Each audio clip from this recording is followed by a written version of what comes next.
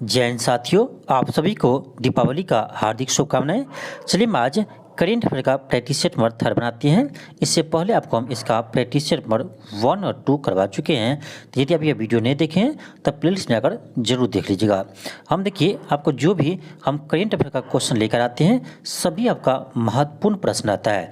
देखिए आपका ये जो क्वेश्चन है ये आपका एसपीटी का ही क्वेश्चन है, लेकिन एसपीटी का ये आपका जो महत्वपूर्ण प्रश्न है उसी को हम लिए हैं। यानी आपका जितने भी महत्वपूर्ण प्रश्न है उसको हम यानी कलेक्शन करके आपको हम देते हैं। आपको अलग से पढ़ने की ज़रूरत नहीं है। जितना आपको हम प्रैक्टिस सेट करवा देंगे करेंट का उतना ही आप करके जाइएगा, आपके एग्जाम में सभी क्वेश्चन बन जाएंगे। ठीक है, क्योंकि आपका सभी महत्वपूर्ण प्रश्न को लेते हैं हम, कोई भी फालतू प्रश्न को हम नहीं लेते हैं। चलिए हम स्टार्ट करते हैं।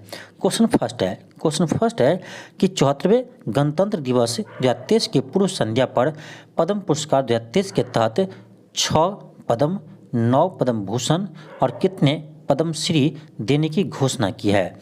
तो देखिए ये आपका 74वें गणतंत्र दिवस के अवसर पर टोटल याद रखिए टोटल 106 पदक की घोषणा की है, जिसमें सबका यानी 6 पद्म भूषण है और 9 पद्म विभूषण है और 91 पद्मश्री है।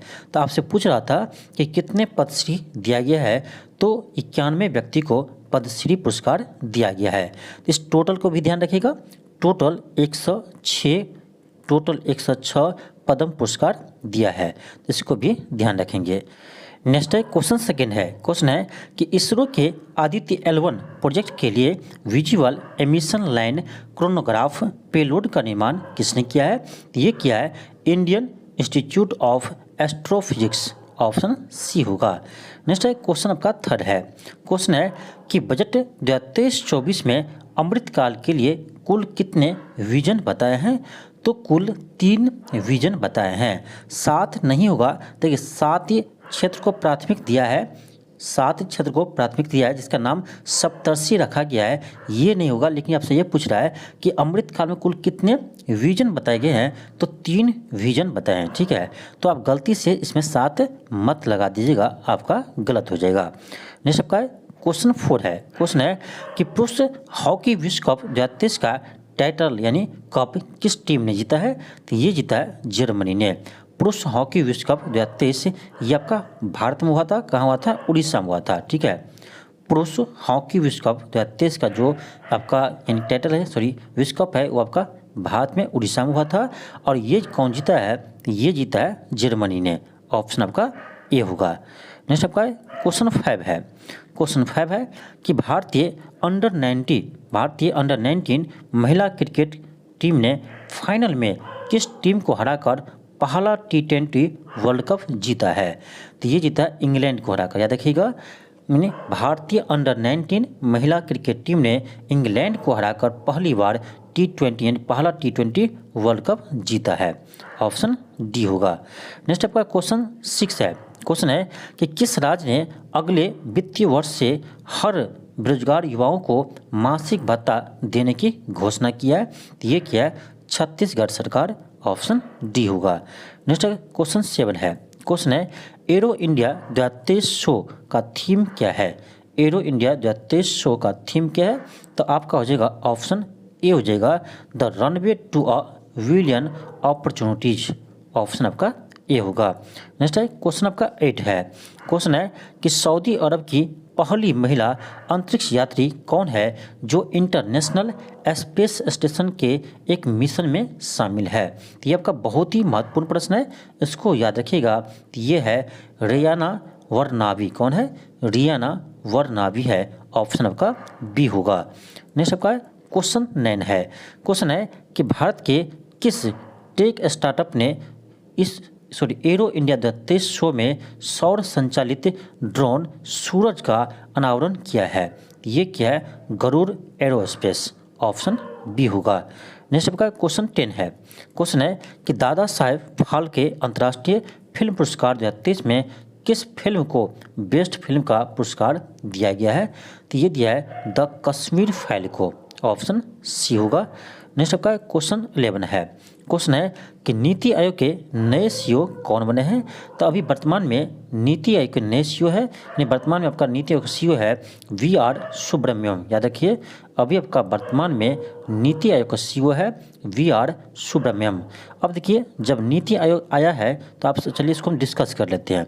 देखिए, नीति आयोग का स्थापना आपसे पूछा जाए तो याद रखिएगा 1 जनवरी 2015 को योजना आयोग के स्थान पर नीति आयोग का स्थापना हुआ था। ठीक है, और नीति आयोग का अध्यक्ष होता है प्रधानमंत्री। नीति आयोग का अध्यक्ष कौन होता है? प्रधानमंत्री होते हैं। तो आपसे पूछा जाए कि नीति आयोग के प्रथम अध्यक्ष कौन थे, तो कौन होगा?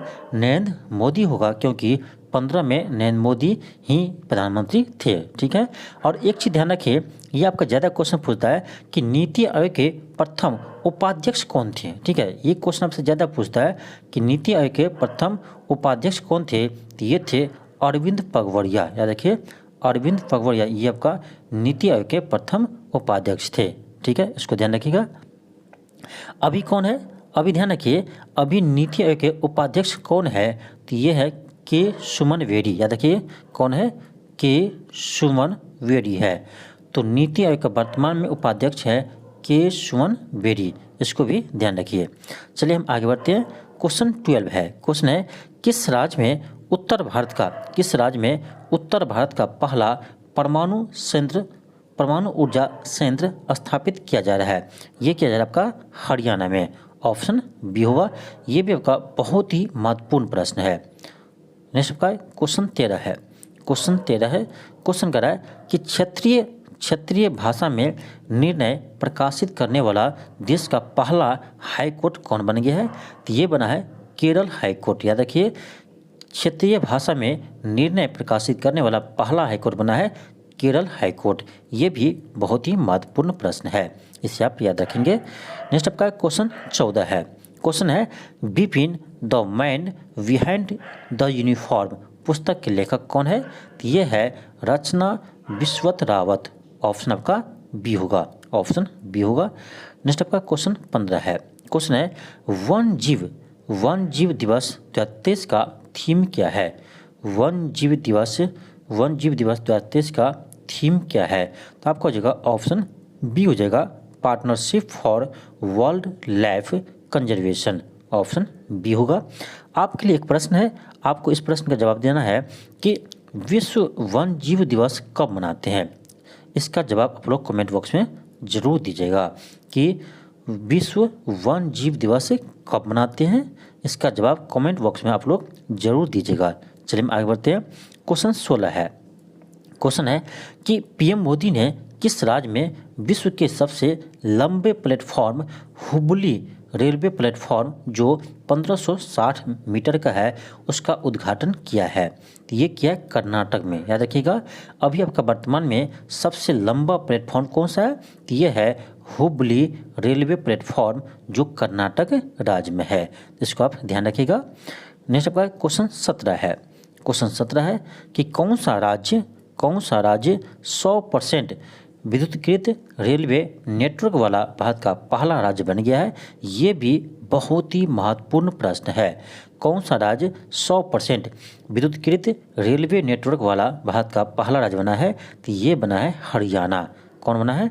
हरियाणा राज्य बना है। ऑप्शन सी होगा। नेक्स्ट आपका क्वेश्चन 18 है। क्वेश्चन है कि अज्ञात शवों की पहचान के लिए डीएनए डेटाबेस तैयार करने वाला पहला राज्य कौन सा है? तो ये बना आपका यानी हिमाचल प्रदेश।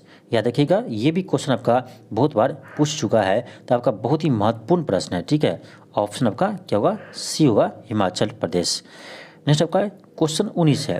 क्वेश्चन है कि नाटो का 31वां सदस्य देश कौन बना है? तो नाटो का 31वां सदस्य बना है फिनलैंड।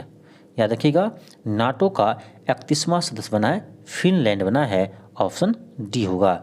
नेक्स्ट आपका क्वेश्चन 20 है। क्वेश्चन है कि हाल ही में जारी संयुक्त राष्ट्र विश्व जनसंख्या रिपोर्ट के अनुसार भारत की जनसंख्या कितनी पहुंच गई है? तो याद रखिएगा, अभी वर्तमान में भारत की जनसंख्या है 142.86 करोड़। 142.86 करोड़ यानी 142 1,86,00,000 इतनी जनसंख्या है अभी आपका भारत का, और ये विश्व में सबसे अधिक है। यानी विश्व में अभी जनसंख्या में भारत का प्रथम स्थान है। अब देखिए जो चीन पहले प्रथम स्थान पर था, ये अभी दूसरा स्थान पे चला गया। यानी दूसरा स्थान पर कौन अभी? तो चीन है। तो देखिए चीन का भी जनसंख्या याद रखिए अभी वर्तमान में कितना है, तो याद रखिए ये है 142.53 करोड़, 142.53 करोड़ है। ठीक है, तो यानी चाइना को भी पीछा छोड़ करके अभी विश्व में इंडिया का जनसंख्या सबसे अधिक हो गया। ठीक है, ऑप्शन बी होगा, याद रखिएगा, बहुत ही महत्वपूर्ण प्रश्न था। ठीक है, तो देखिए ये था आपका 20 क्वेश्चन का महत्वपूर्ण प्रैक्टिस सेट। ठीक है, इसमें 20 ही क्वेश्चन है, लेकिन सभी क्वेश्चन आपका यानी भिविया है, सभी क्वेश्चन भिविया है। तो सभी क्वेश्चन को आप याद कर जाइए और इस वीडियो को यानी 2 से 3 बार देखिए। ठीक है, कभी आप कुछ भी कर रहे हैं, जैसे खाना बना रहे हैं या कुछ कर रहे हैं, ठीक है, हाँ, जो स्टूडेंट है जैसे खाना बना रहे हैं, तो उस समय भी आप वीडियो को चला दीजिए और आप सुनते रहिए। इससे क्या होगा, आपको याद, एक तो पढ़ें एक बार और फिर दोबारा पढ़ेंगे तो सभी क्वेश्चन आपको याद हो जाएंगे। ठीक है, और एक चीज़ आपसे रिक्वेस्ट करेंगे कि आप लोग वीडियो को प्लीज़ डाउनलोड मत कीजिएगा। ठीक है, वीडियो को प्लीज़ आप लोग डाउनलोड मत कीजिएगा, इससे मेरा लॉस है। ठीक है, तो जब आपसे हम कुछ नहीं मांगते हैं तो आपका भी फर्ज बनता है कि हमको लॉस आप लोग नहीं लगाएंगे। ठीक है, तो वीडियो को आप लोग डाउनलोड नहीं कीजिएगा, ऐसे ही आप लोग देखिएगा। ठीक है, तो चलिए आप लोग के लिए फिर से कहते हैं आपको कि दीपावली की हार्दिक शुभकामनाएं। चलिए मिलते हैं आपको नेक्स्ट डे में। थैंक यू, धन्यवाद।